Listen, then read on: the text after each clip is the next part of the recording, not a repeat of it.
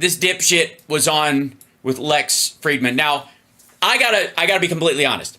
I am not a fan of Lex Fridman's podcast. I find it painfully NPR for how, right-ish leaning it's supposed to be.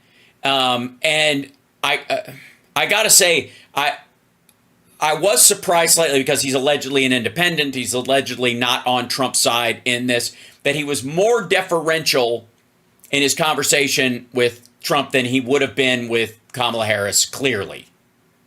It was just, and Trump is so fucking, because he's like keying to Lex Fridman's energy, which is low to start with.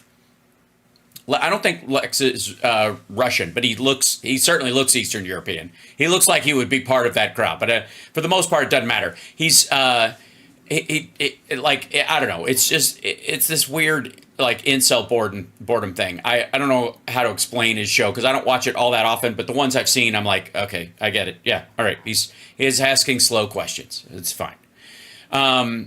That's not the problem I have with it. The problem I have with it is how deferential he is to Trump in this process. He's Russian, but he's Ukrainian-born Russian, right? And he's lived here for a long time. Anyways, it's just dull. So in all these clips, we'll just go through and I'll grab a couple based on what people are asking him in these, and we'll look at them because a couple of them stand out, like this one. About marijuana.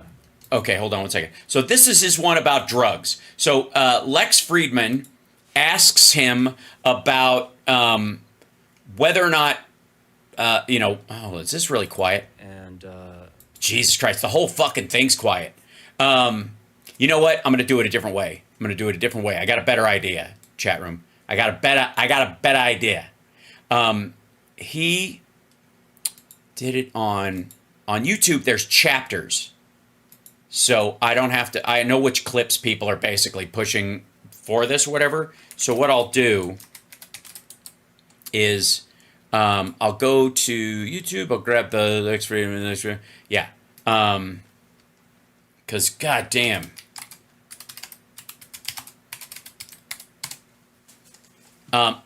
Yeah, here it is. So I tuned in. I was like doing my shit this morning and working on things, and I'm sitting at the computer, and up on the screen comes this, and I'm like, oh, when is that? And it dropped in like an hour before. For the support. So, anyways, so he brings him in, and he goes, each one of these is in chapters. So here's the chapter list. Is there a chapter list? More. Yeah. So here it is. Introduction. The psychology of winning and losing, politics is a dirty game, business versus politics, war in Ukraine, Kamala Harris interview on CNN, Trump-Harris debate, China, 2020 election, Project 2025, marijuana, Joe Rogan, which I guess they would, of course, be joined at the hip, division, communism and fascism, power, UFOs, JFK, Jeffrey Epstein, mortality and religion, and Lex doesn't ask me anything afterwards. So this is supposed to be an hour-long interview, but Trump, after the introduction, it's 44 minutes approximately. A lot of it is the same repetitious horseshit that we see again and again. But the where's this one? Okay, so politics is a dirty game, business versus politics. One of the things that where is it? Kamala Harris interview on CNN. He tells you, okay, Trump-Harris debate. Okay, let's go in here. So right about this point. So he's talking about, this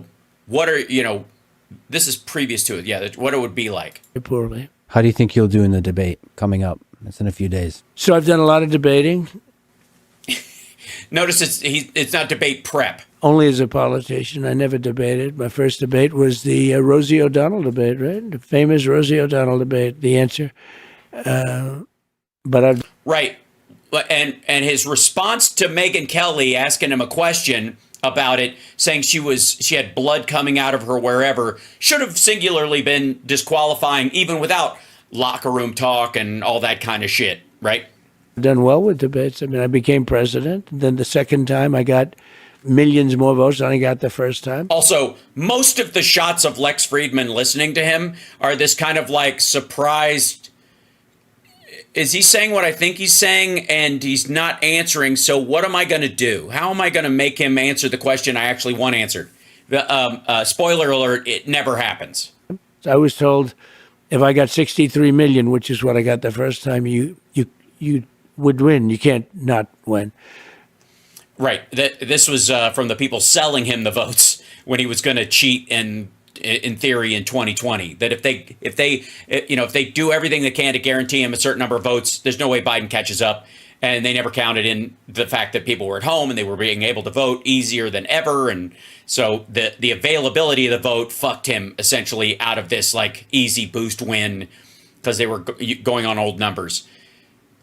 What the fuck does this have to do with how are you going to do in the debate?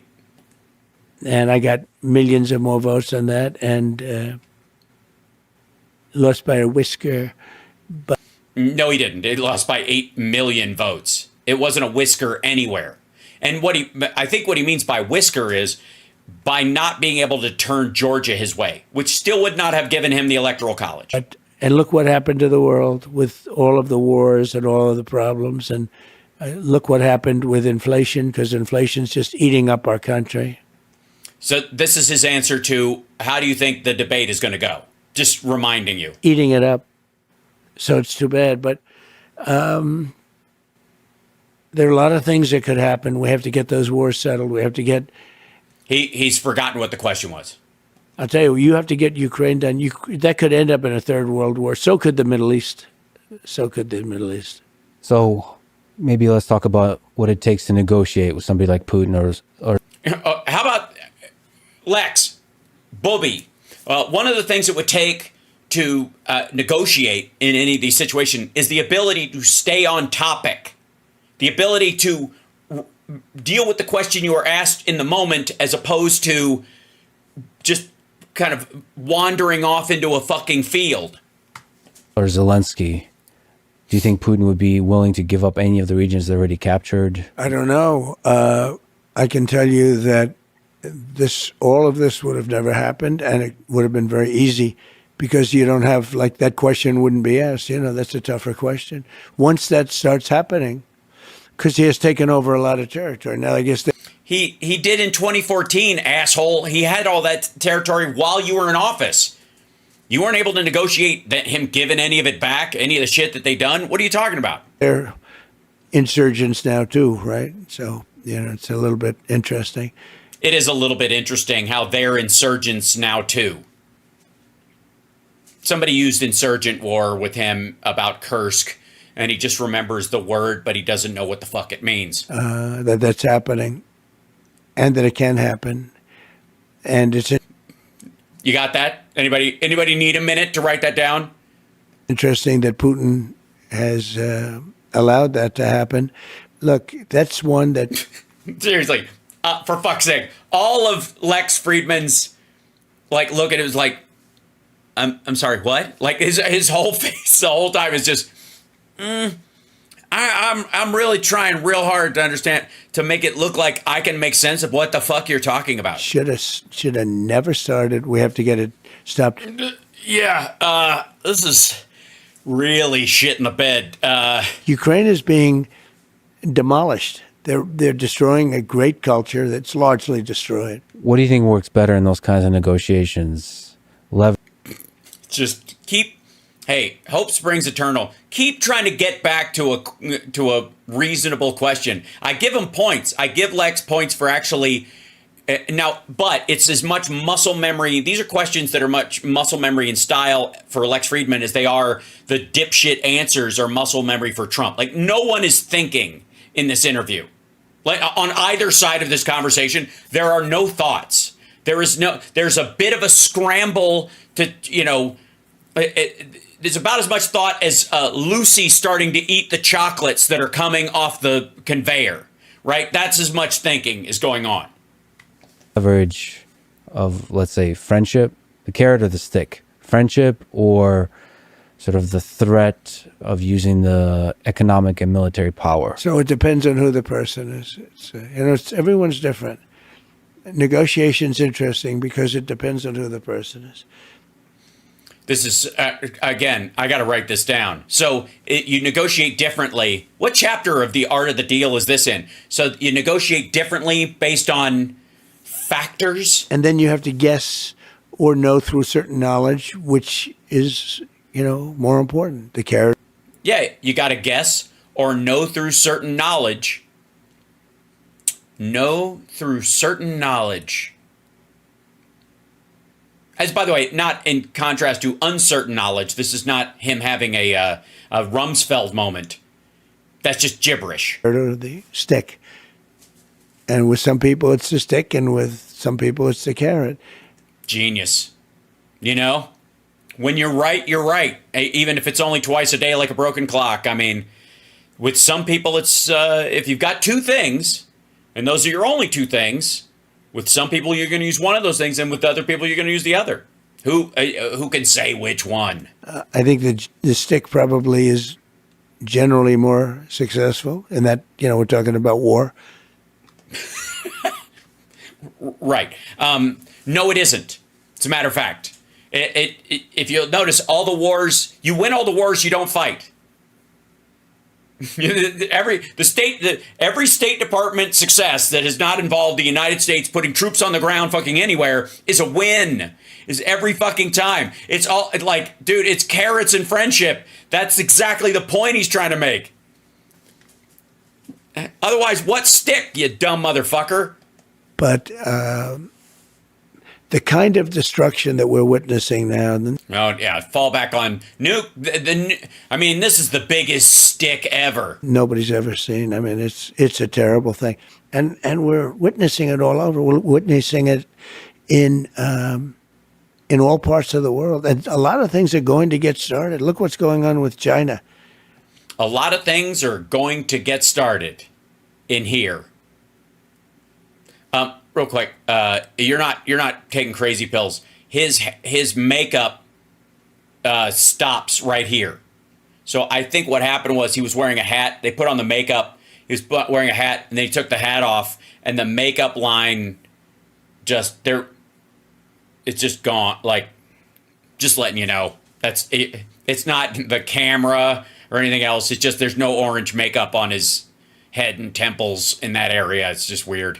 Look at Japan. They're starting to rearm now. They're starting to rearm because China's getting, taking over certain islands. And Japan is starting to rearm because China is taking over certain islands. Whew. Hey, if nobody ever asks you a second question, I guess you can talk like this. There's a lot of danger in the war right now in the world. There's a lot. Yes, there is a lot of danger in the war. And there's a great possibility of World War III. And we better get this thing done fast because 5 months with get this thing done fast. What? The election? The election's is on a regular timetable. You're not going to speed the election up a couple of months because you think you're going to win, which you're not. People like her and him, he's checked out. He just goes to the beach and. No, he's actually in negotiations about Gaza right now, and the Israelis did their first partial pullout today of an area in Gaza. They've started removing troops from an area in Gaza, part and parcel to the negotiations that Biden and Blinken and those guys are organizing. Really, today. Hold on, 1 second. Just real quick. Hold on. Here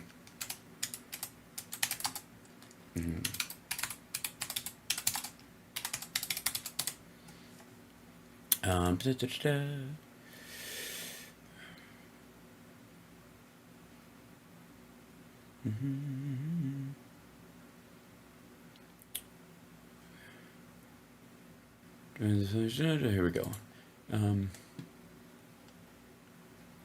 The White House says that an Israeli-approved framework for a hostage deal meant to close gaps between sides includes an IDF withdrawal from heavily populated areas along the Philadelphia corridor, a day after Prime Minister Benjamin Netanyahu declared that Israel must keep its forces deployed on the Gaza-Egypt border.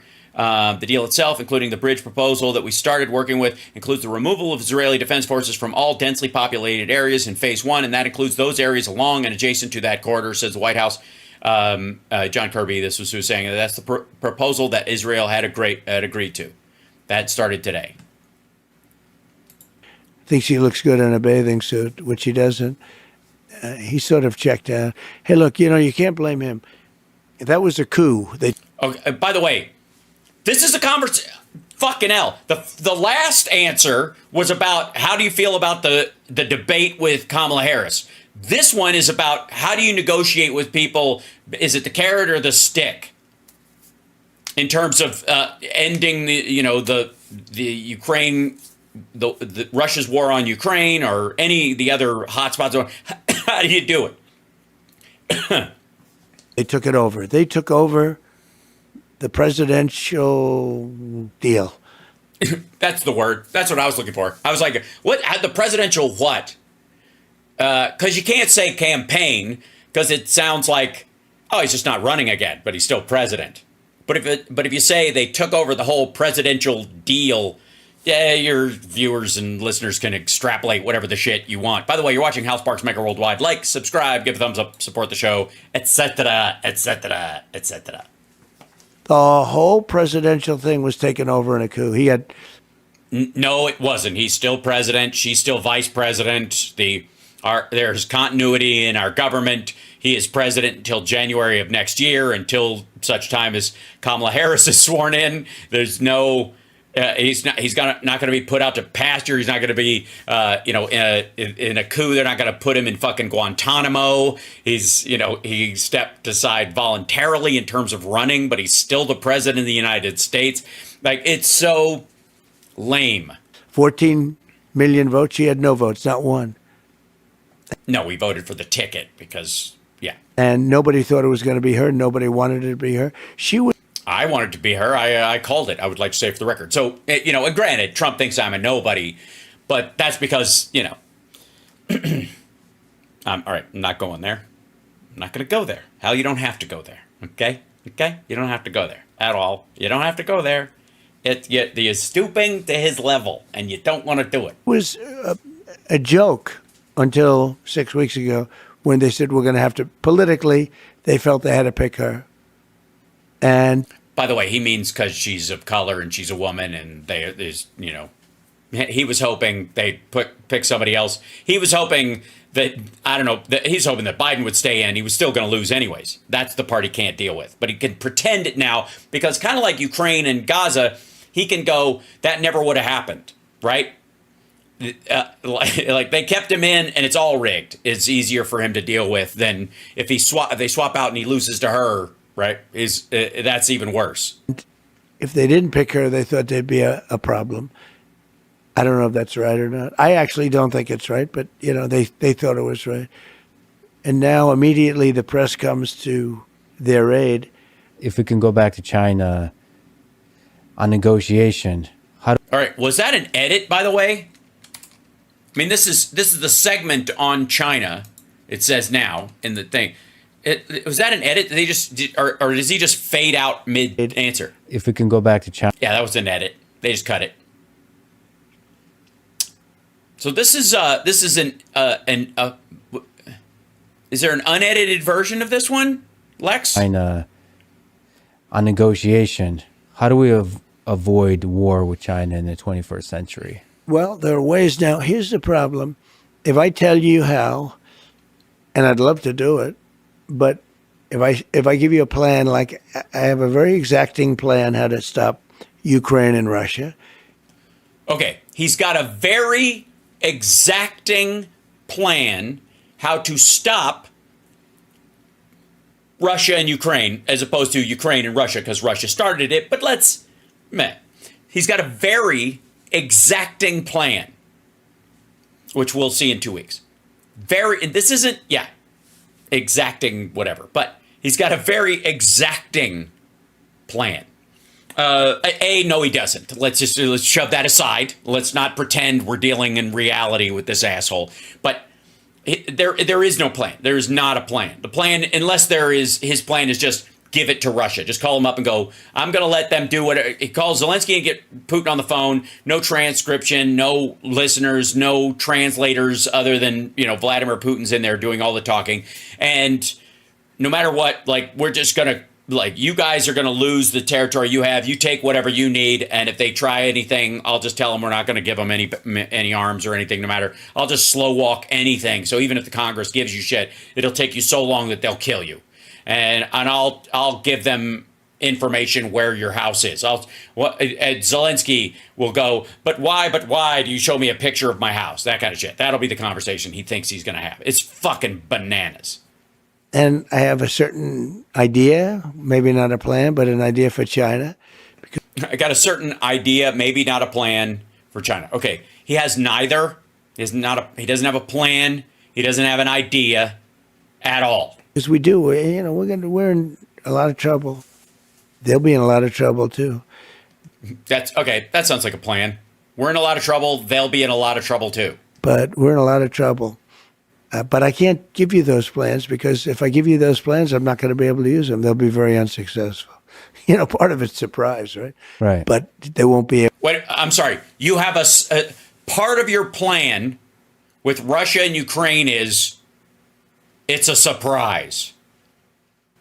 Okay, I would like to say something, and I posted this on Shitter as well, but I think it stands to reason that if you have a plan that would end a war in 24 hours, and you do not, and it's a real plan, which allegedly he thinks it is, that can really be enacted, and he really thinks it can be, and is real. If you believe that, and you don't reveal the plan for fear someone else will use it before you do, in theory, are you not responsible for every death on both sides of that war going forward? If I have an antidote to someone's being poisoned, right? But I'm not going to give them the antidote until I get credit for giving them the antidote. I have to arrive in person. I could beam it there through a device, in theory. I could just put it in this chamber, and like the fly, it zips over and it appears in this thing, and then they give the person the antidote. But I want credit for it. So I'll drive there and give it to them myself. But in the time it takes for me to get there, they will be gravely wounded. They will lose, their hand, their leg. They will lose, parts of their brain, or they will, like, the poison will destroy parts of their body. And between my leaving and getting there, when I could instantly send this over, whatever happens to them is my responsibility from that point forward. Yes? Morally, does that make sense? Does that make any sense to people? Because, that's how stupid this is. If your plan would work, what's the plan? Because the plan, if it could work, then it could work now. If it could work in the future, if it would have worked if you were president before, right? Morally, you are responsible. It's just like the border. It's exactly like the border. If the border, let's say, these people don't believe that the border bill would have done 100% of what they wanted, but it would have done 60%. Well, then aren't you responsible for 60% of the fentanyl, 60% of the deaths, whatever the margin is, whatever the number is? You are now, if you stop that thing, you are responsible for every bit of it that goes through that, whatever that percentage is. And beyond that, that extra 40% that you don't think you're responsible for, that you believe you could fix once you got in office, if you don't supply the plan that solves that other 40% and go, you got to wait for me to get there, then are you not also responsible for that other 40%? Morally. Anybody who dies, anybody who's harmed by migrant crime, whatever the fuck he wants to clamor about, anybody who dies of fucking fentanyl, if there was a border bill on the table that would have removed 60% of it, are you not, if you stop that bill, you're responsible for that 60%. And if you have a bill or you have a plan or something specific besides seal the border, which has zero meaning, means nothing. There is no sealed border ever, like, in any way. Most of the fentanyl that enters the country comes through from 90% of it is being carried by American citizens in shipping containers and trucks. It enters at ports or it's driven across the border. And so unless you have the technology to stop it, You're not going to. You can stop all the people walking across the border. You will stop 10% of the fentanyl. And by the way, the 10% that they're carrying is like this much of what's crossing. It's nothing. It's there. It's almost like personal use amounts. 90% of it comes through in trucks. And if you stop the bill that would set up machines that would sense it when it's in the trucks, you are responsible for all of it. Same thing applies to if you got a plan to end the war and you don't talk about it. Because you're not going to be president until January of next year, even if you win, which you're not going to. So if you withhold, you go, I'm not going to even do anything. I'm going to let everybody die till January of next year. I'm not doing shit. I mean, look at the Iran deal. What does he say about the Iran deal? What has he said every time about the Iran deal? We could have had a deal done in a week, in 1 week after the election. We could have had well, you were still president, motherfucker, for almost 2 months. What stopped you? What was in the Iran deal that he was going to present that the Biden administration, when they came in, would have thrown it out? What was so bad in your Iran deal? Now, granted, there was no deal. It's all made up. It's all bullshit. We all know this. But I'm operating on the sales pitch. Right? On what other people, I'm not talking to this dickhead. He doesn't have a plan. But there are people who believe he does. So if you believe he has a plan, you believe that plan exists, then explain to me one piece of it that would have made the Biden-Harris administration kick it to the curb once they got in office. That they go, fuck the Iran deal. This is terrible. Well, and if there isn't one, doesn't Donald Trump help his case if he thinks he really won and all these other things? If he goes, I still kept doing my job and I got the fucking Iran deal. Israel is, I mean, it would certainly help if he ran for election again. It would certainly help in his popularity in the world, all this stuff, right? If he managed a week after the election, after he just lost, to get an Iran deal that stuck, kept Iran from getting a nuclear weapon, protected Israel from the potential of it, right? Why wouldn't you do that? Well, you wouldn't because it's bullshit and you're talking out of your ass. But the other reason you wouldn't do that is because you are a murderer. Because you lost the election, and this is if the deal is real. If he really could have had a deal. And he lost the election, so he went, you know what? Fuck Israel and fuck America. I hope Iran gets a nuke, nukes Israel, nukes the United States, blows up some of our ships because fuck you guys. Right? What's the other reason? What other reason could possibly exist?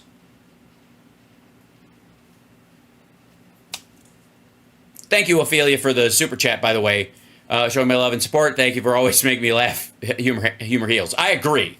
I believe it's a calling, quite frankly. Now, this is way too fucking boring to watch. And he goes off on how the election was stolen. The best part about that is, and I want to see if it's in here. At one point, Fridman asks him, like, I'm an independent. A lot of people don't like the talk about the stolen election. For ballots. Hold on. Do it. Hold on. Let's see if this is. I know. When you take exactly. office. No, I had a very good relationship with him, and I had a good relationship with Zelensky too. But I had a very good relationship with Putin. Tough topic, but important. You said lost by a whisker.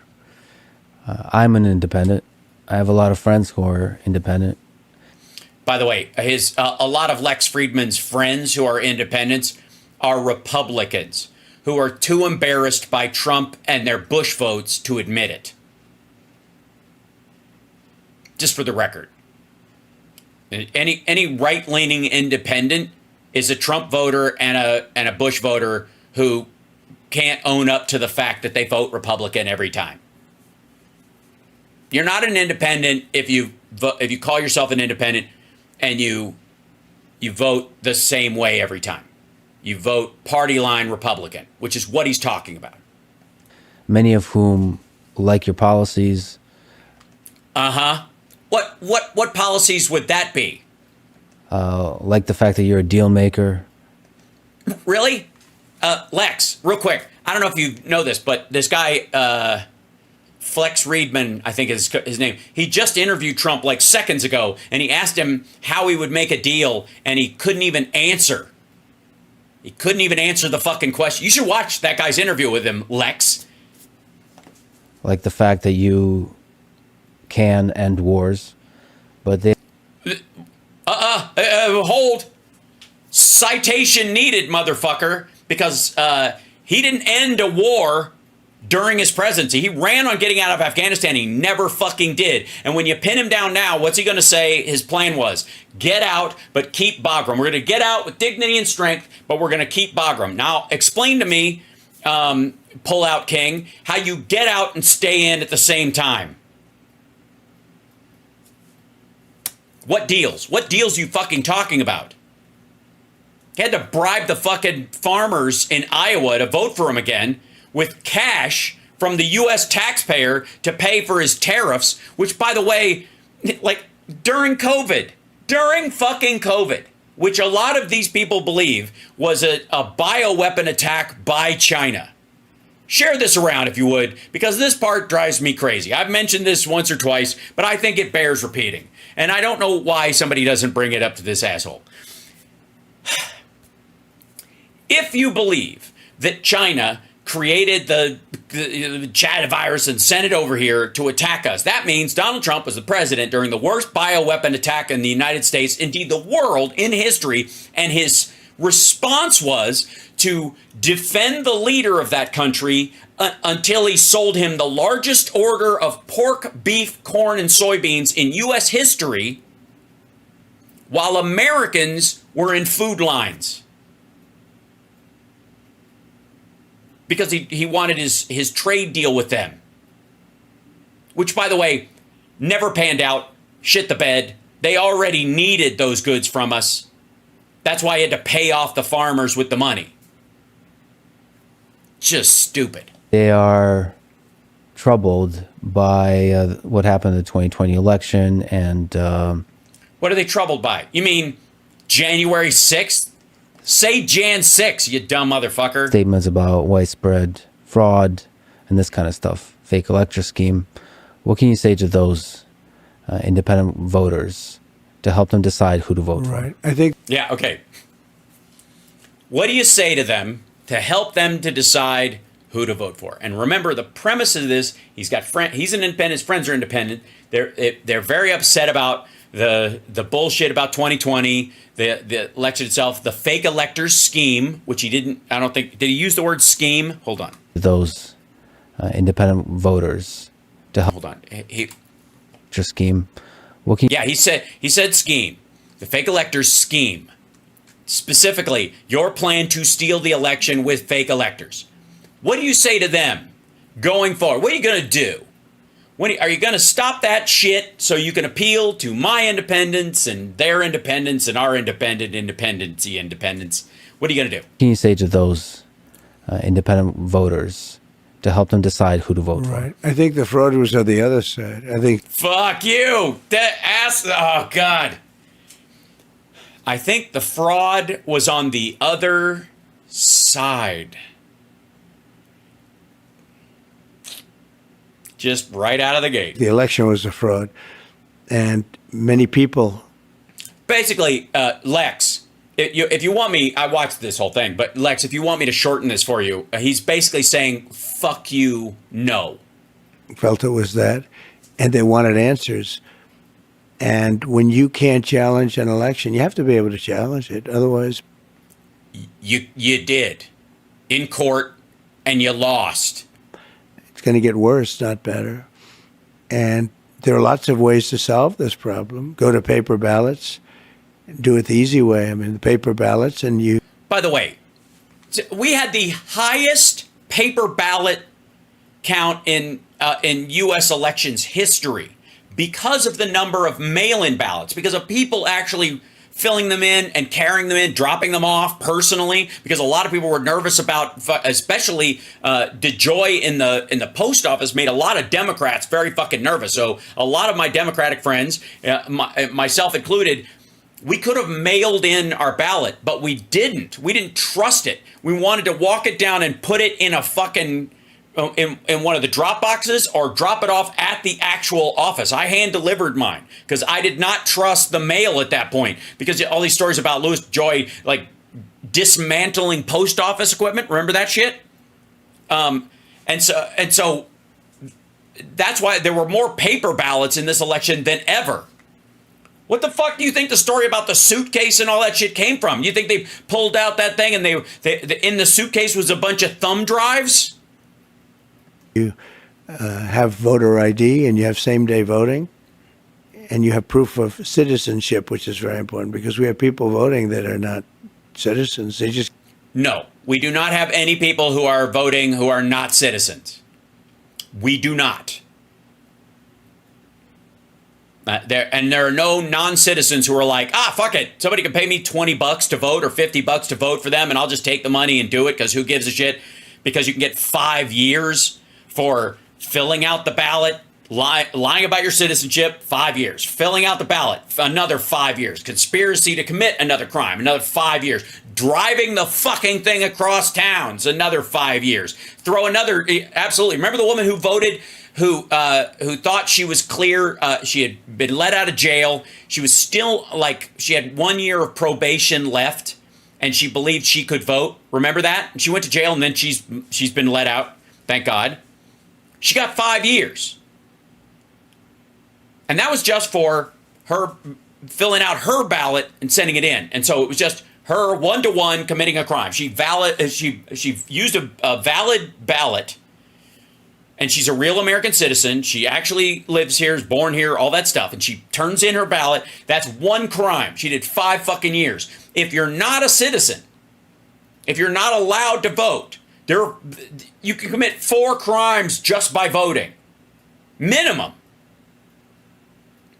Everything you do in the process of voting illegally, if you sneak around, if you come thereafter, if you willfully and aware, in full awareness that you're voting illegally, come and you drop off your fucking ballot at night, that's another charge you can be charged with.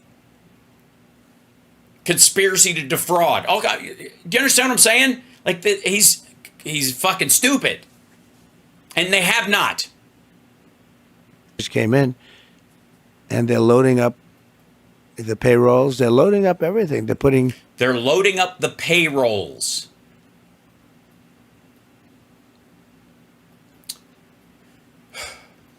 I think what he's talking about is migrants coming across the border and they're voting and they're taking union jobs or something.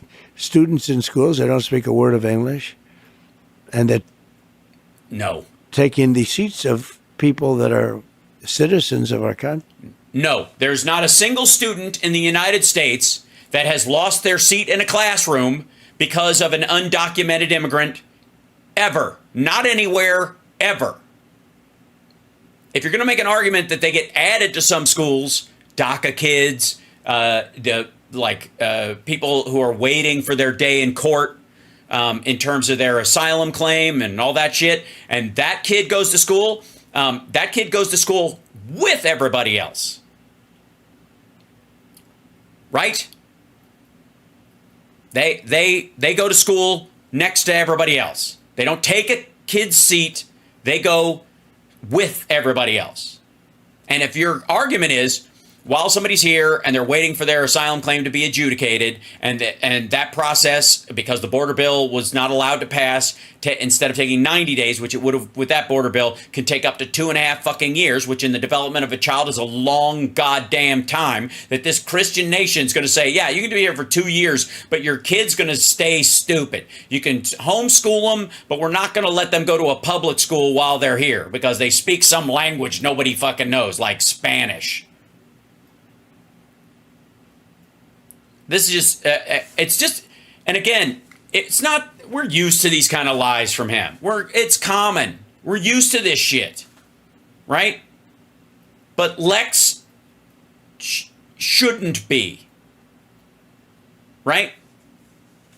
It's one thing if you're having kind of philosophical discussions about something, the thoughts about thoughts. in which case you can let somebody just go. But this is materially false bullshitting. And you're sitting there just kind of fucking just eating it with a fucking soup ladle. Country. So, look, we have the worst border in the history of the world. This is the answer to how you're going to convince independents that don't like to hear about the election to vote for you. We have coming into our country right now millions and millions of people. No, we don't. The current estimate is 10.3 million undocumented immigrants in the United States, including asylum seekers. People here fully illegally, just economic migrants, gang members, anybody else who gets across the border, and people who snuck across to work at fucking, picking strawberries or doing shit like that, and DACA and extended family. So there's a legal family here, and they brought in someone from another country from all over the fucking world, by the way, not just from South America. 10.3 million is the number currently that can be ascertained. That's what we have right now. That is down from 2013 was the height, which is when the Obama-Biden administration started, kicking people out at the highest number ever. It was 11.5. We're not anywhere near 20 million. We're not anywhere. And again, broad range of ages. People die. They move back. There's a bunch of these fuckers are overstaying their visas, and then they go back to fucking Norway or wherever else. At levels that nobody's ever seen. I don't believe any country's ever seen it. Which is just dumb. And they would use sticks and stones not to make it happen, not to let it happen. We don't do anything. What he means is we should be shooting these people from the wall. That's what he means. That in a third world country, they'd be using sticks and stones. What he also means is bows and arrows and guns and that kind of stuff. And that we have a wall that should have turrets on it. And if we see a bunch of people running towards it, we should, treat it the same way you would during a riot. A bunch of people approach that couple's house or whatever. They walk down the sidewalk. Remember the BLM people, and they were like holding their guns on them. That's what he wants. He thinks you should have the right to consider them a threat and open fire. And we have a person. And yes, the show is on Twitch, by the way, and on Shitter and Facebook. If you're on Facebook, by the way, we're close to 100,000 followers on the Facebook page. So go over there, give that a click if you're on Facebook, that kind of thing. And I'm on Instagram at HalSparks. Like, subscribe, blah blah blah. Person who was the border czar, who now said she wasn't really the border czar, but she was. She was the border czar, but she was in charge of the border, and. No, she wasn't. She was in charge of dealing with the migration at the point of origin, which is dealing with the problem before it becomes a crisis, which is why the numbers have gone down and why it takes time. So we have her, and she's saying very strongly, "Oh, I did such a good job. She was horrible, horrible. The harm she's done." But we have people coming in from other countries all over the world, not just South. All right, again, this is the same bullshit. And Lex Fridman is just sitting there lapping it up. It's really odd. And by the way, that's in a segment called 2020 Election. It's here. Project 2025 is where he just gets a chance to deny it. And this is marijuana. This is his talk about marijuana. Here we go. You posted recently about marijuana, and which, by the way, Biden has removed from the list of whatever Schedule 1 narcotics. There's been more movement on the Democratic side on this issue than anywhere. Democrat-run states, Democratic politicians, all of it. Like all the push. And by the way, it's across. I think John Boehner, after he left Congress, went to run a wine and medical marijuana company. Okay, so. There are very few people that are actively against criminalizing it again or any of that stuff, and they're all Republicans. Just for the record. That you're okay with it being legalized, but it has to be done safely. Can you explain your policy there? Well, I just put out a paper. And first of all, medical marijuana has been amazing. It's been, I've had friends and I've had others and doctors telling I've had friends and others and doctors me that it's been absolutely amazing. The medical. Uh-huh. It's been amazing. Do it at what? What does it do?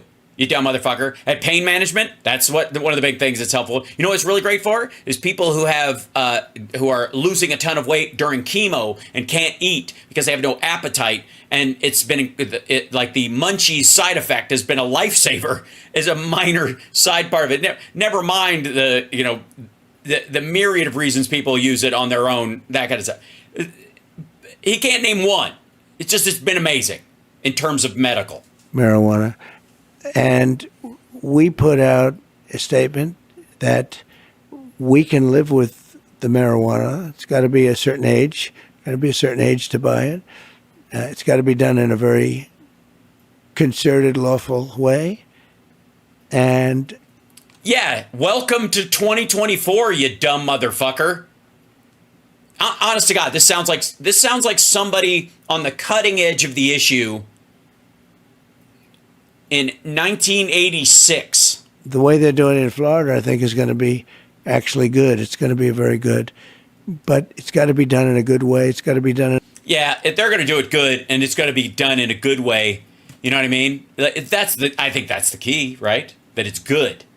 That, it's got to be good, or it's not going to be good. I don't have to tell you guys that, obviously. In a clean way. You go into... Good and clean. Like coal, Some of these places, like in New York, it smells all marijuana. You can't... You've got to have a system where there's control. It smells all marijuana. You've got to have a system where there's control.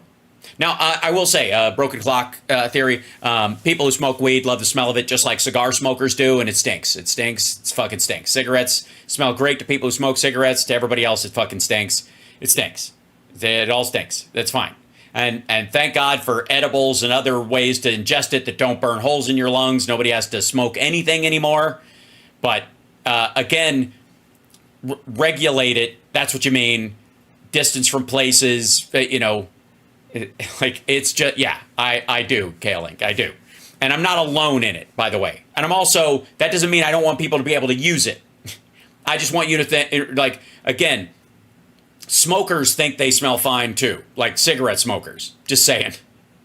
It's okay you can say, yes, it stinks, and yes, it has good purposes, okay? I'll give you an example. I've often said, ladies and gentlemen, that opinions are like assholes. If you tell me you don't have one, I know you're full of shit. And yes, that is an incredibly brilliant turn of phrase. You're absolutely right. But on top of that, shitting in life, taking a shit, hell, I'll make it even easier for you. Urinating after you've eaten asparagus is a good idea. If you don't urinate, your bladder will explode, you will die. And but asparagus urine stinks.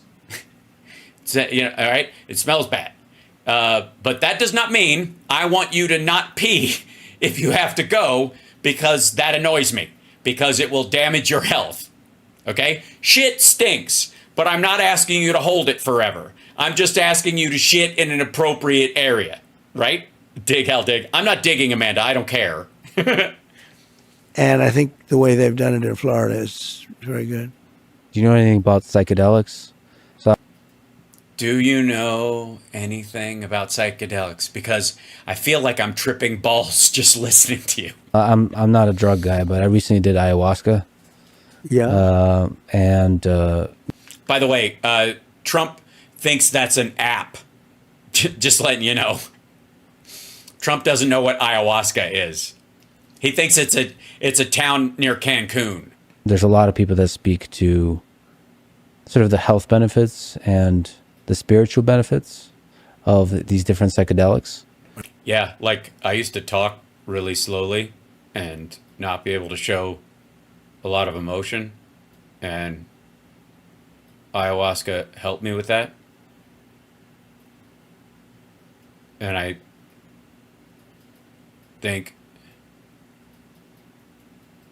it could help you too if you where am I? I think we'd probably have a better world if everybody in Congress took some. No. Lex, you don't do that. You don't go, I think it'd be great if everybody in he said mushrooms. Mushrooms, perhaps. Right. He's like, I think everybody should take mushrooms. As a matter of fact, you know that water you've been drinking, Mr. President? Well, I got some good news and I got some bad news. The good news is oh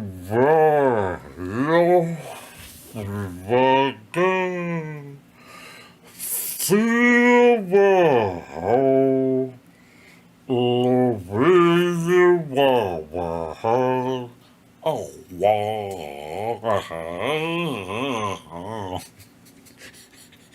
The whole thing just shing, shing, shing, shing, shing, just flowers start growing out of his shoulders, and Trump's just like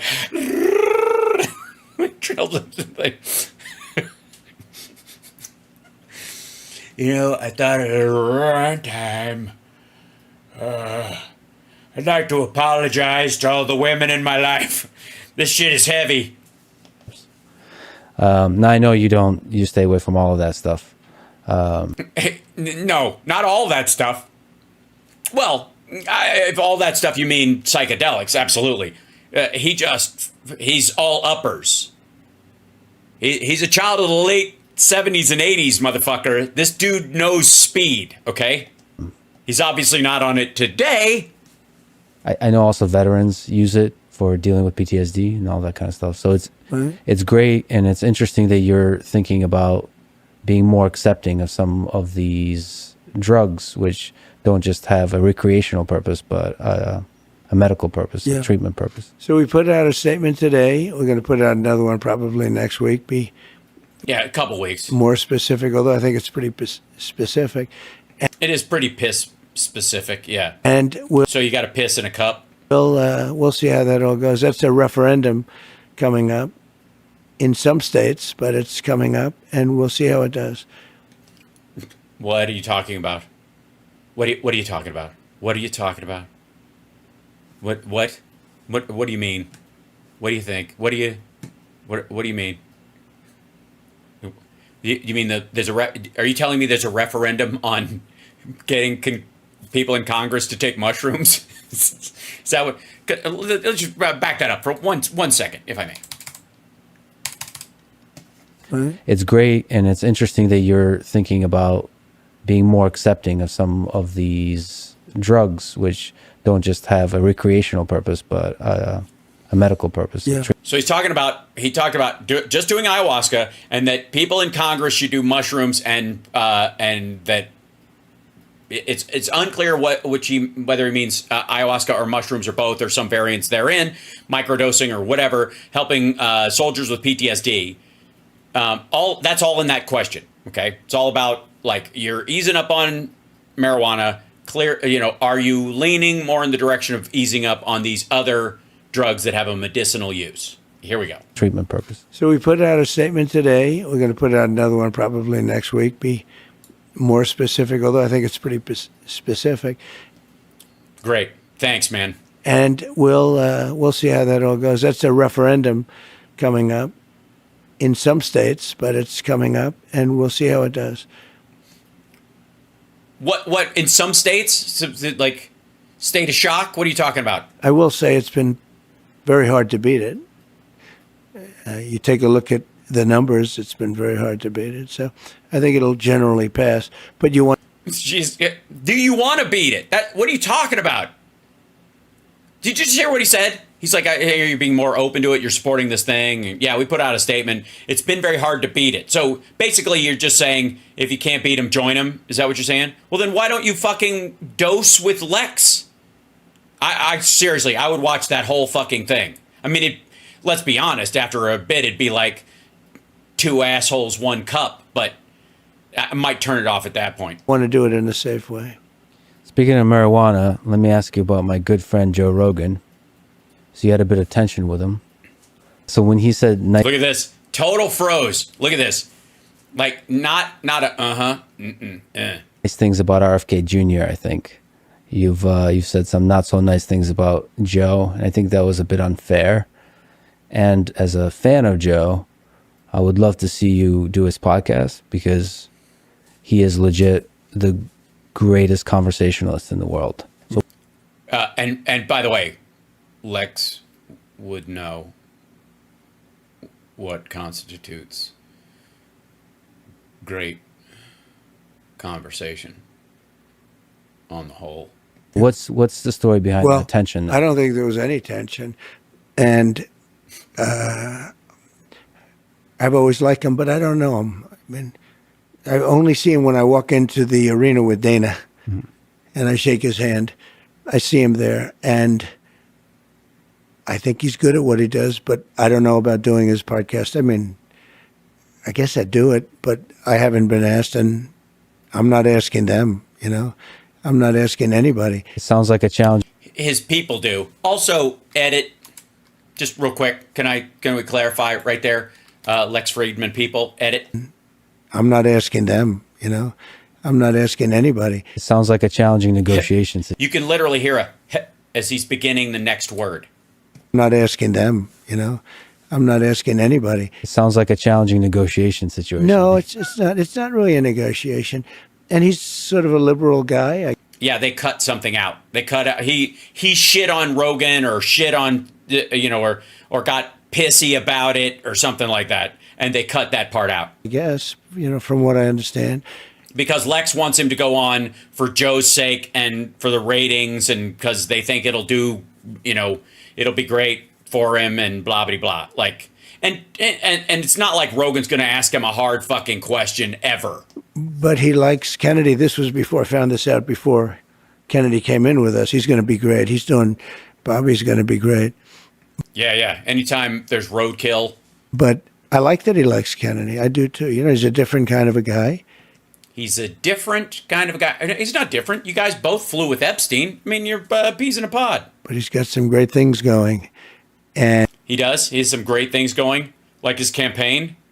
Oh, shit. And I think he's going to be beyond politics. I think he could be quite influential in taking care of some situations that you probably would agree should be taken care of. Oh, yeah? What would he be good at taking care of situations that you think should be taken care of, those situations that he could take care of? What would, just one of them. I just, you know, I obviously know, but for my audience, which one would be, like, of all the possible situations and situationdom, fuck me. The Joe Rogan post is an example. I would love to get your psychology about behind the tweets and the posts on Truth. Are you sometimes being intentionally provocative, or are you just speaking your mind? And are there times where you regret some of the truths you've posted? Yeah, I do. I mean, but not that often, honestly. You know, I do a lot of reposting. The ones you get in trouble with are the reposts, because you find down deep they're into some group that... white supremacists, Nazis, they've got some symbol. You're not supposed to be reposting. You don't even know if those groups are good, bad, or indifferent. Yeah, you do. It doesn't take much checking. And again, you're running for the presidency of the United States of America. Nobody's gonna get mad if you double check. You know what I mean? Nobody's gonna get like, what the fuck, man? His posts have slowed way down. He used to go every 18 seconds. Now it's like 2 minutes between Truth Sinkhole posts. What's he doing? Checking everybody's feed for Nazi memorabilia? I'm amazed he can do it in 2 minutes. But the reposts are the ones that really get you in trouble. When you do your own words, it's sort of easier. But the reposts go very quickly. And if you're going to check every single little symbol, and yeah, what's that? Yes, you know, sometimes you're like, hey, isn't that a Tibetan good luck symbol? Isn't that something that like an Odinic rune that certain people wore on their collar during a period of time in the situation that you would care about solving that situation in that situation? And I don't know. It's worked out pretty well for me, I tell you. No, it hasn't. Your fucking, like, dipshit website has shit the bed, dummy. Good Lord. Hold on. Look at the... God. Let's see. Well, I don't think you're going to look it on here. Hold on. Let's see. Trump Media and Tech Group stock price. Let's just see. It's got to be magic right now. This guy's a fucking deal maker, baby. Come on. This is there you go. Yeah. Yeah. Okay. Art of the fucking deal, baby. Art of the fucking deal. Okay. I need you to know what's up. This is hold on. I don't know why my fucking screen goes like. Why do PCs do that? Why do they hide everything? You crazy? There you go. Now I can see it. I couldn't see what you guys were seeing. It's annoying. And I'll open this guy over here, and I'll open this guy over. Where is it? There. Okay. Now I can see all my screens again. $18. Down $1.42 today. To fucking day. Hey, it's a day though. 5 days gotta be worse. How about a month? How about 6 months? Well, I will say that it toyed with this horror show back in April, and then they got flooded with dipshits thinking they were buying the dip, and then nope. Yeah. Now, granted, obviously, everything's look, just because it's down 60% in the last 6 months. And this is, it's still in the green. This is why Trump can make money on it. So it started at, where is this? 1744. Okay.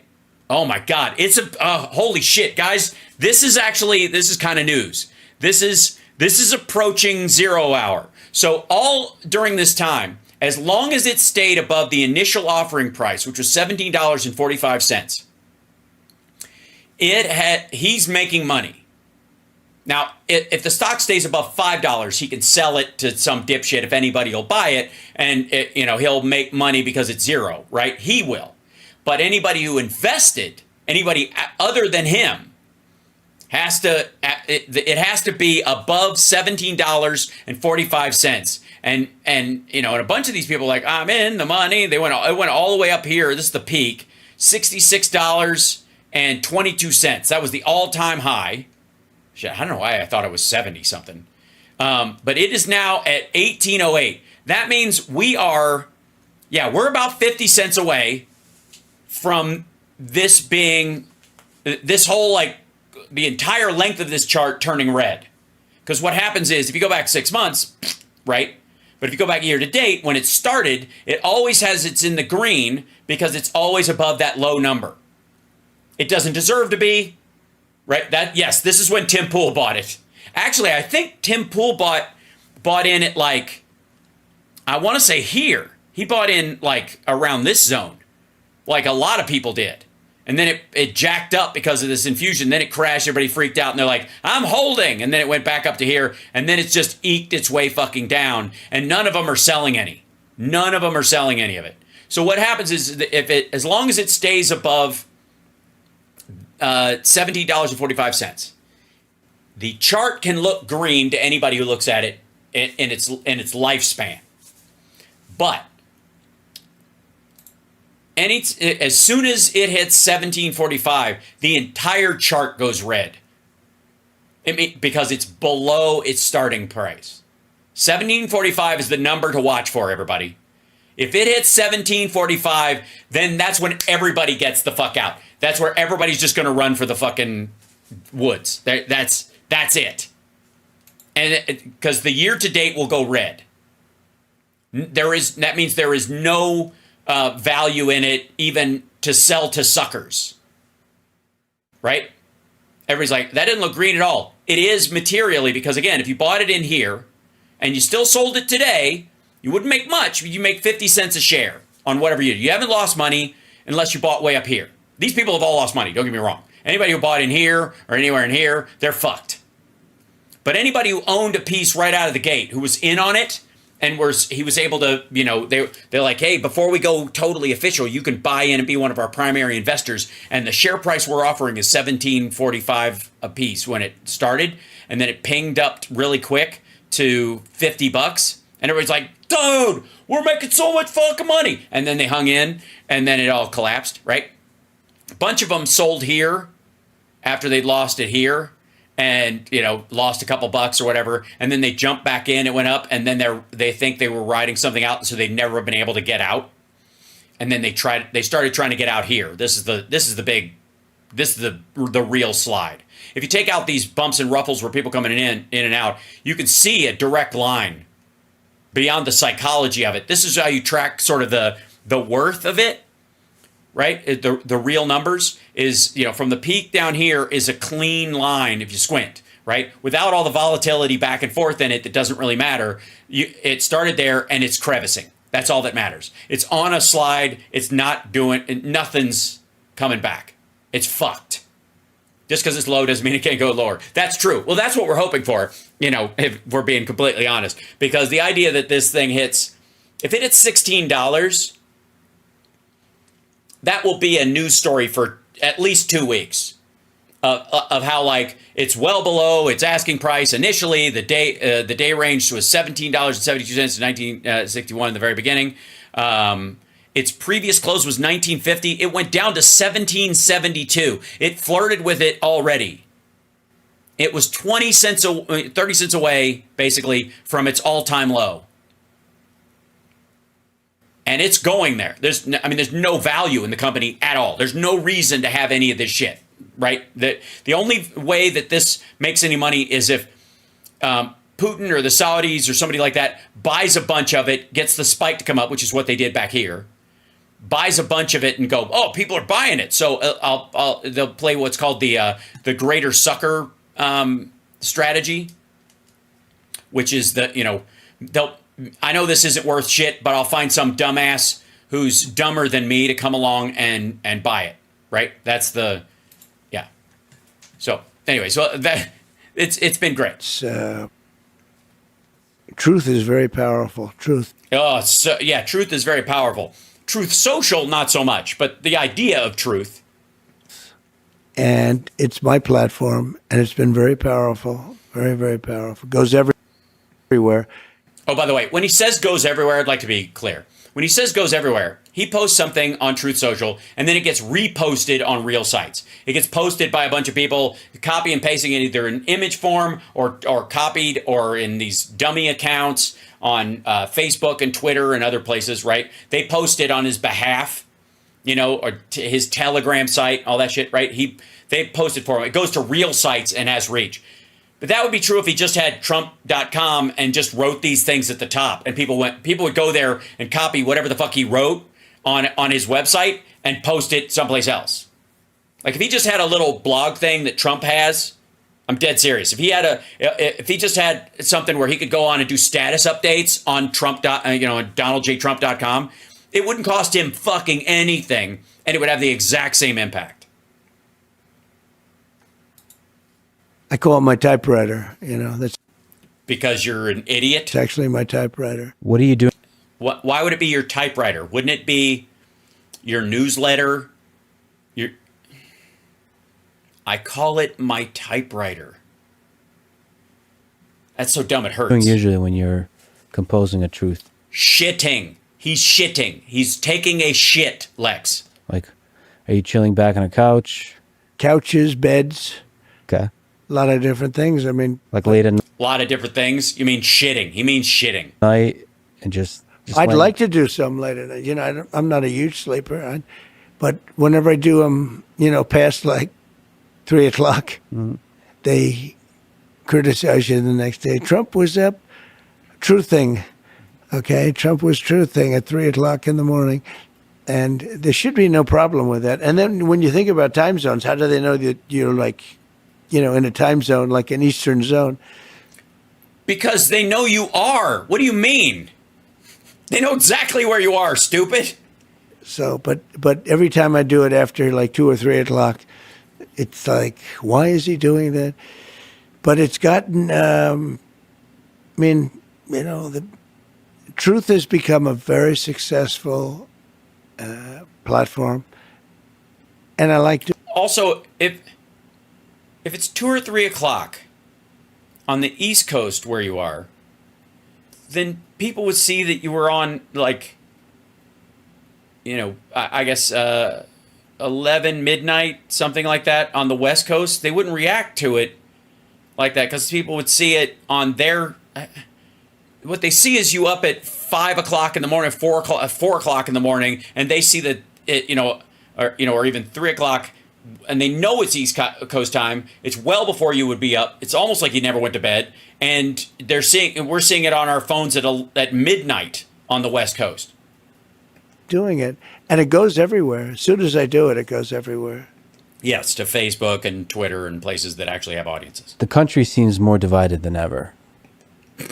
Oh, all right. This is the last one, and well, I'm going to do this one. Then we'll get to the Mark Levin. By the way, you're watching Hal Sparks Mega Worldwide. Like, subscribe, give a thumbs up, support the show. This is the greatest live stream in the history of live streams. You know it. I know it. Dogs know it. And also, of course, it's the only place where Hal Sparks can Hal Sparks like only Hal Sparks can. So if you like to see the Hal Sparks that I can present as Hal Sparks, I'm happy to Hal Sparks for you. Look, I wish I didn't have to promote myself this way. I wish I didn't have to talk in the third person. I think it's something that assholes do, but it clearly works. And until I reach that coveted 1 million subscribers or something, I'm going to have to do something. I've been hiding my light under a bushel, ladies and gentlemen. All right, here we go. Yeah. What can you do to help alleviate some of that division? Well, you can. Yeah. Wait. What can you do to the country's never been more divided? Thank you, Lex. Excellent point. Not true, but whatever. Social media division is not actual human division, and we're never been in a situation where it recently, especially where if somebody's car was on fire, you go, "Are you a Democrat or a Republican? I'm not coming near you unless you tell me who you voted for." Like, it's just silly. But listen to his answer to this one, because this is fucking. If anything settles this, should settle this for Lex and goes, okay, this interview's fucking over. This should be. I like doing it, and it goes everywhere. As soon as I do it, it goes everywhere. The country seems more divided than ever. Yeah. What can you do Seems to help alleviate some of that division? Well, you can get rid of these two people. They're terrible. They're terrible. What? Bunk. Look at Lex. Motherfucker. Like, if he ever had, like, honest to God, if Lex Fridman was just a different human being using this body, he'd be like a character in the video game Assassin, right? Who, just don't piss off Yuri, right? But you can get rid of the leaders of the other side of the party. Get rid of them. You don't want to have them running this country. They're not equipped to run it. Joe, it's a disaster, okay? And Kamala. Again, this is the answer to how do you mend the divide, ladies and gentlemen. That's right. Thank you for tuning in to the Lex Fridman Fuck Off Cast, where questions get answered and then they go out into the vapors, ladies and gentlemen. They just float out into the ethers, into the Oort cloud, never to return. That's right. Thank you, my fellow babies. I think she'll end up being worse than him. We'll see. I think a lot's now, the convention's over with, and I see I'm leading in just about all the polls now. They had their little honeymoon period, as they call it. And we'll see how that all goes. Who knows? So. From my personal opinion, I That was his answer about how you bridge the divide. Let's see if he's got a follow-up. think you are at your best. Oh, boy. Okay. I know I said the last one was the last one, but it was short. So, point of order, Mr. Chairman. This is where he asks him, I think you're at your best when you're discussing policy or some shit like that, which is absolute nonsense. No, that is not true. That has never been true. That is just gibberish. Here, back the fuck up. That's the question again. Wait a second. Start the question again, dum-dum. Who knows? So. Lex, I don't know Lex Fridman, but Lex, what are you fucking thinking? What? How are you okay with that answer to your question about how do you bridge the divide? We got to get rid of the leaders on the other side because these fucking people, am I right? He's a disaster. She's probably worse.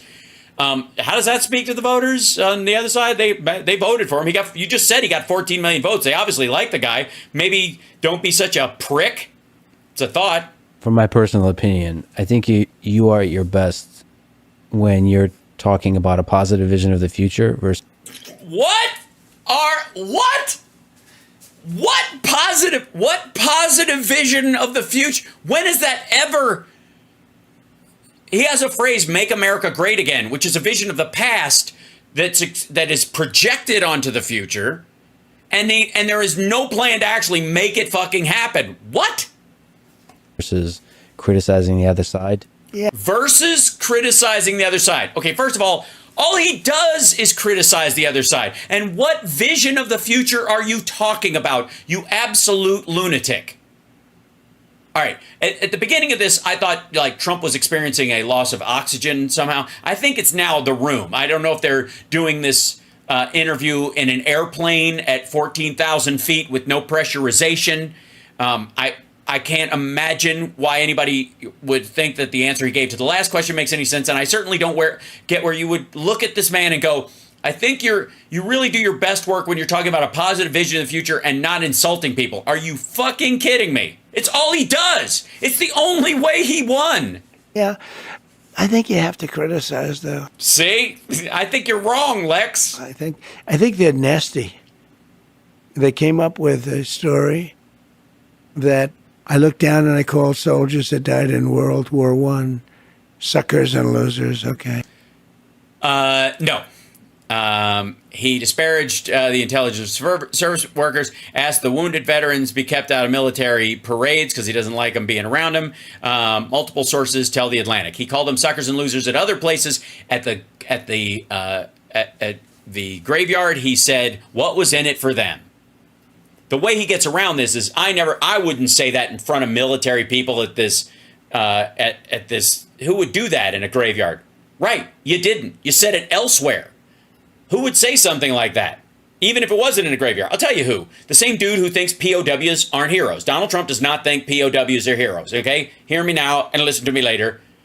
Diana was asking, that's Lex Fridman interviewing. It's a big deal that he interviews people. I don't know how he became one of the big interviewers. It's some of the driest shit ever. It's drier than a lye milkshake. But LYE. Now, number one, who would say that? The same person who says he was a hero because he was captured. I like people who aren't captured.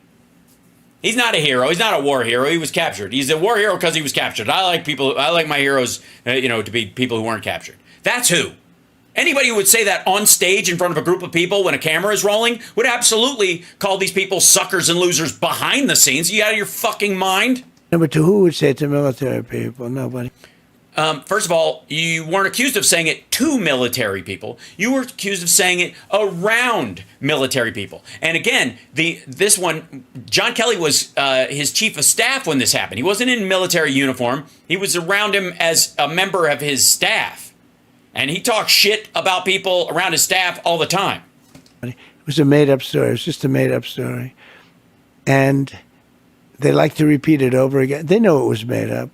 I have 26 witnesses that nothing was said. Bullshit. That's not true at all. His 26 witnesses are not... There are people who say he wouldn't say anything like that. And these are people he said equal shit to... about women, about minorities, about other people, and they cover for him too. He's got 26 sycophants, yes men, who will cover for his ass. They don't want to hear about that. I would love to hear about it. I'd like to have them all sit down. Congressional hearing, motherfucker. Hey, James Comer, I know you're free right now because your impeachment effort shit the bed. How about this? Call a disinfo committee meeting or something and go, this terrible slander has been done of our president, and we're going to bring in all 26 of these motherfuckers, and they're going to explain how they didn't hear what was said on this one moment that they weren't present for. And then they're going to explain why they never heard him say anything like that while they heard him say lots of shit just like that on camera. Like she lied on McDonald's. She said that she worked at McDonald's. It's not a big lie, but it's a big lie. It's so, they just went and they checked. And they didn't went and they just checked. Like, again, what the fuck are you talking about?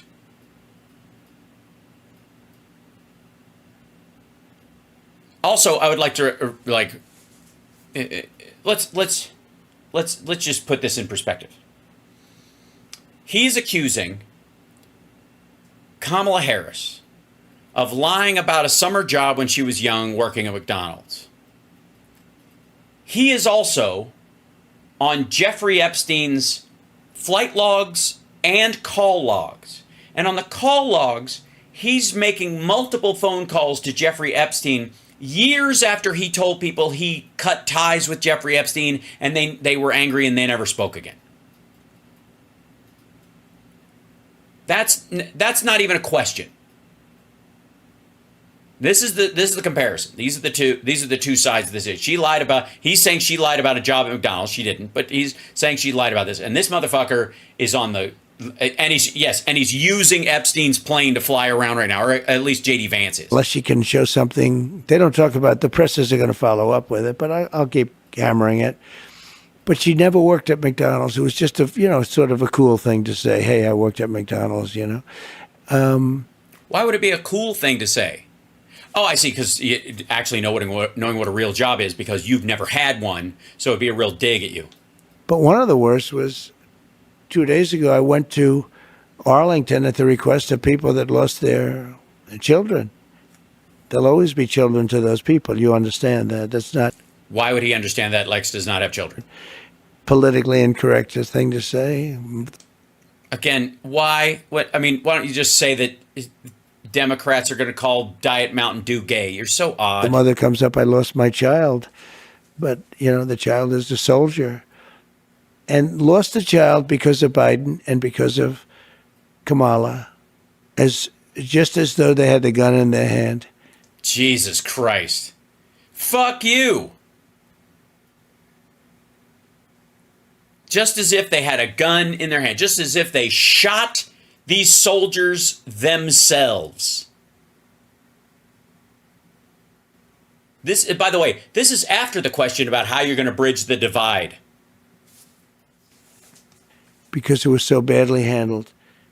It should have been done at Bagram, which is the big air base. It shouldn't have been. No, if it had been done at Bagram, the death toll would have been through the fucking roof. Bagram's 90-minute drive on a 2-lane highway with desert on either side through ISIS-K controlled territory. Why the fuck would you move a giant caravan of civilians out through the desert that way? That's not even... The Taliban didn't even have a way of guaranteeing your safety. Ugh. Like, he doesn't even know where it is. It's been done at a small little airport right in the middle of town where people stormed it. People didn't storm it, by the way. Was a true disaster. No, it wasn't. We're not still there anymore. You know what's a true disaster? Being there 10 years after you know there is no reason to stay. And they asked me if I'd come and celebrate with them. And you can't do that without bringing a film crew. I mean, what kind of a celebration is it if we can't get a campaign ad out of it? You know what I mean? You can't just show up and have a quiet moment unless someone's documenting it. How will people know how much I'm pretending to care? 3 years. 3 years. They died 3 years ago. And I said, I'm going to try. I got to know them because I brought them here, actually. One night, they almost all came here. All right. He tells the same story. We've heard this a bunch of times. So we don't need to go through that again.